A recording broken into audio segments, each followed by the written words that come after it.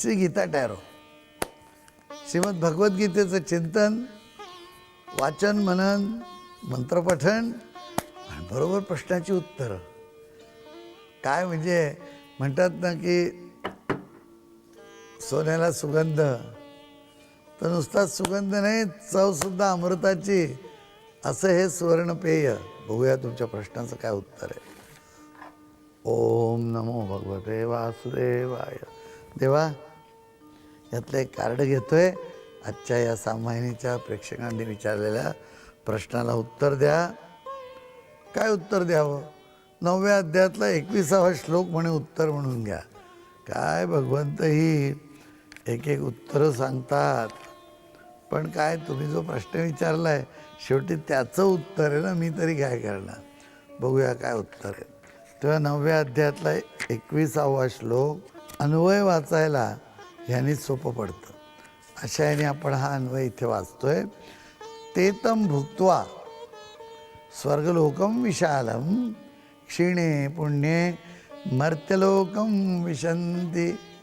अरे अरे, एवं त्रयीधर्ममनुप्रपन्ना गतागतं कामकामा लभन्ते.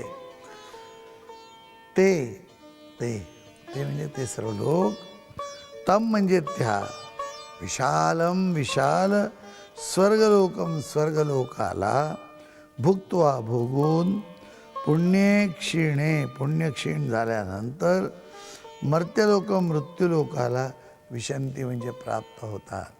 सुट्या पडल्या आहेत, काढला विसा 3 आठवड्याचा, 21 दिवसात. फार मोठा विसा काढायला जावं तर टूरचे पैसेही वाढतात. 15 दिवसाची टूर धरली आणि जायचं, विसा काढला. तिथं गेल्यानंतर मग काय ती स्वर्गाचीच चटक हो. काय स्वच्छता, काय सगळं शहर. हॉटेलमध्ये राहिलेलं असल्यामुळे कामधामं काही नाही, म्हणजे आणिच आपल्याला बरं वाटतं.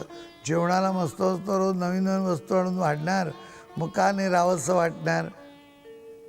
पण क्षीणे पुण्ये मृत्यूलोकम विशन्ति. पासपोर्टचा व्हिसा संपला, बाहेर निघा देशाच्या. तसं आपण इथे खूप प्रयत्न करून पुण्य कमवतो आणि त्या पुण्याच्या प्रभावाने स्वर्ग मिळाला तरी ते विशिष्ट कालावधीसाठी असतो, परमनंट नव्हे. आणि तो स्वर्ग जो आहे परमनंट असलं तर त्याच्या पलीकडे असलेल्या वैकुंठ लोकात, त्याच्या पलीकडे असलेल्या मोक्षापर्यंत जायला पाहिजे. मग परत यायचं नाही. ग्रीन कार्ड नव्हे, नॅशनॅलिटी नव्हे, प्रेसिडेंटशिप डायरेक्ट परमेश्वरातच विलीन होऊन जायचं, प्रश्नच नाही. तुम्हीच परमेश्वर, तुम्हीच सर्व रहिवासी. तर पुण्य संपल्यावरती परत यावं लागतं.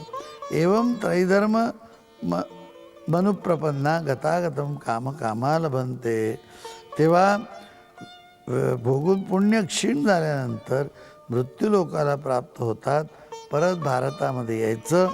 याप्रमाणे स्वर्गाचे साधनरूप तिन्ही वेदात सांगितलेल्या सकाम कर्माला शरण गेलेले व भोगांची इच्छा करणारे पुरुष वारंवार येणे व जाणे ही प्राप्त करून घेतात. पुन्हा जन्म घ्या, पुन्हा ते भोगा, पुन्हा काही चांगलं, पुन्हा काही वाईट, सगळं चालूच राहतं. प्रश्नाचं उत्तर काय? नाही असं आहे. जे काही आत्ता जमलं आहे तेवढ्या ह्याच्यावरती हो उत्तर मिळण्यासारखं नाही.